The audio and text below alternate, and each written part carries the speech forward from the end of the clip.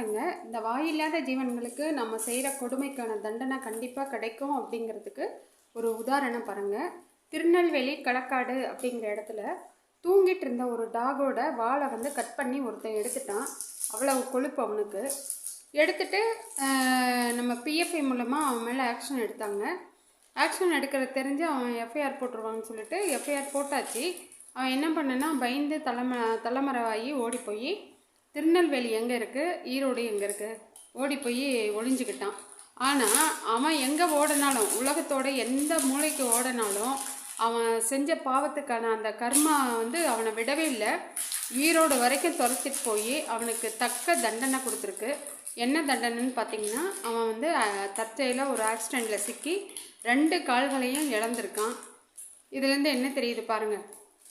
அதாவது நம்ம செய்கிற பாவத்துக்கான தண்டனை வந்து